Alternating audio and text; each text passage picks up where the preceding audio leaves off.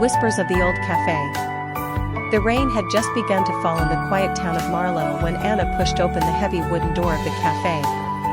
The scent of roasted coffee beans, warm bread, and a hint of cinnamon drifted into her senses, reminding her why she always came here on rainy days. She chose the same corner table, near the window, where she could watch the raindrops racing each other down the glass. For Anna, the cafe wasn't just a place to drink coffee, it was a place of memories. 5 years ago, she had first met Ethan here, a stranger who had changed the entire course of her life. 5 years earlier, Anna had been sitting with her sketchbook open, drawing the outlines of the rain-soaked street, when a man with messy dark hair and a worn leather jacket stumbled into the cafe. He looked exhausted, as if life had pushed him one step too far. With a polite smile, he asked if he could share her table. The cafe was full. She hesitated for a second, then nodded. "Thank you," he said, setting down his cup. "I promise I don't take much space." But space was exactly what Ethan took, space in her thoughts, in her routine, and slowly, in her heart. He was a traveler, a photographer who had wandered from one city to another, chasing sunsets and faces of strangers.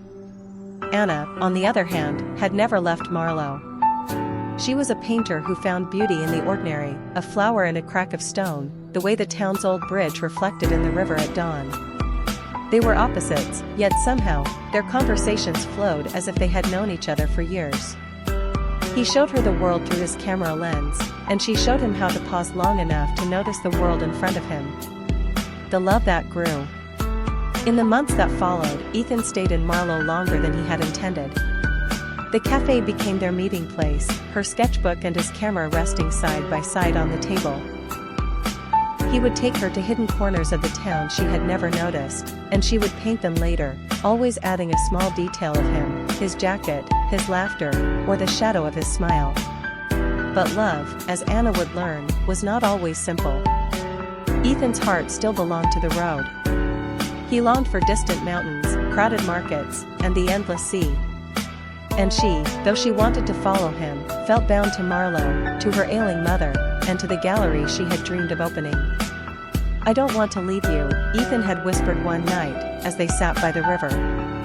"But you will," Anna replied softly, tears burning in her eyes. "And I can't ask you not to." The goodbye.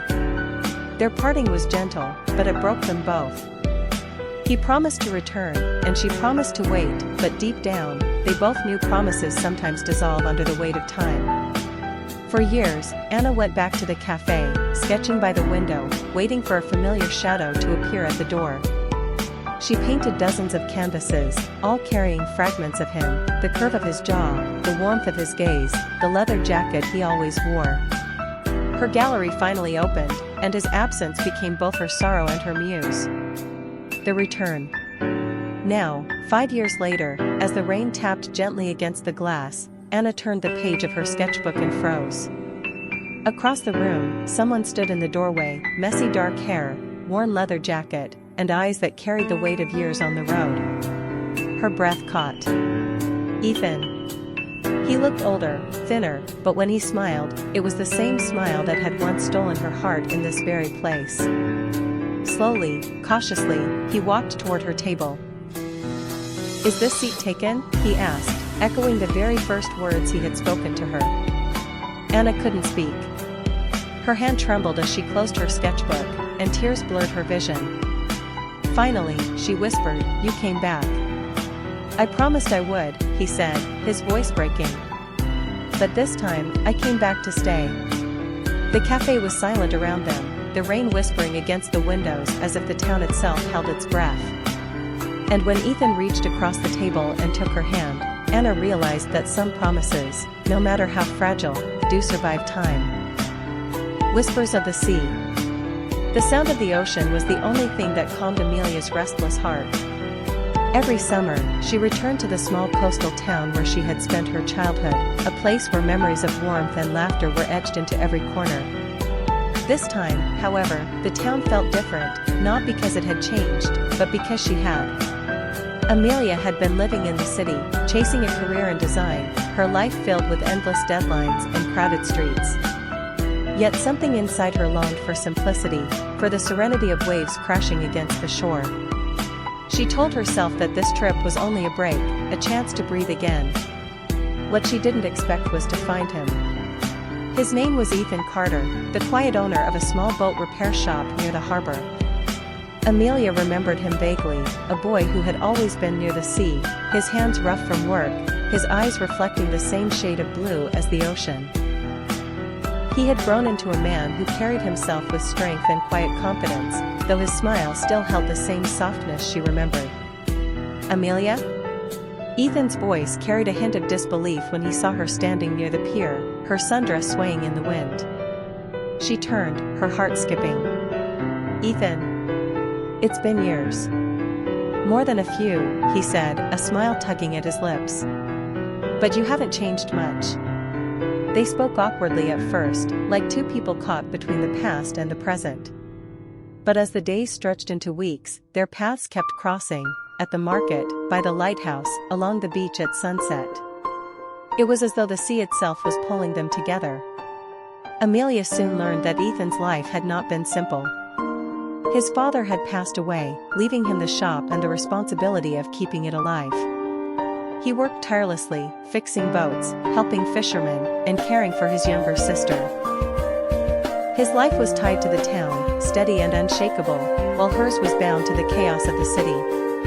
One evening, as the sky burned gold and crimson, Amelia sat with him by the shore. The wind carried the scent of salt and freedom. "Do you ever wish you'd left?" she asked quietly.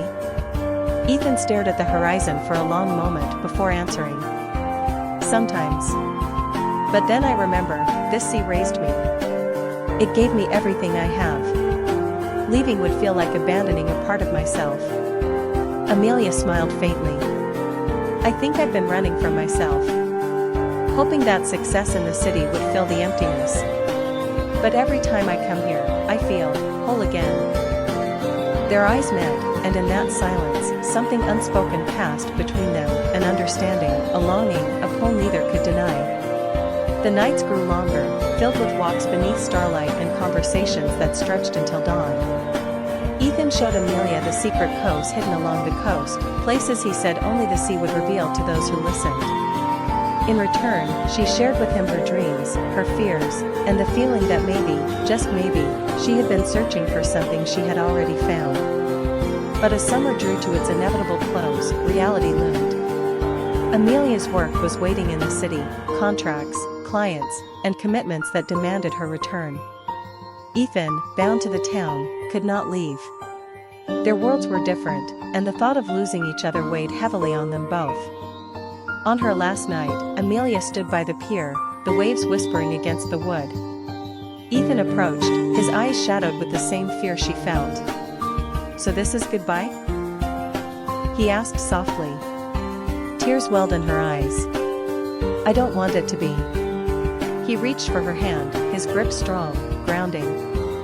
"Then don't let it be. The sea will always be here, Amelia. And so will I." Months passed. The city welcomed her back with its endless noise, but something inside her had shifted. Every time she sketched a design, every time she gazed out her window at the concrete skyline, her mind drifted back to Ethan, the warmth of his touch, the steadiness of his voice, the peace she had found by his side. One autumn evening, after yet another long day at work, Amelia made her decision. She packed her bags, left behind the city that had drained her spirit, and boarded a train back to the town where her heart belonged. When she arrived at the harbor, the sea greeted her with open arms. Ethan was there, repairing a boat, his hands covered in grease. He looked up, surprise flashing across his face before it melted into a smile so radiant it made her breath catch. "You came back," he whispered. Amelia's eyes brimmed with tears as she nodded. "I realized the city was never my home." "You are." Without hesitation, Ethan pulled her into his arms, the waves crashing behind them as though celebrating their reunion.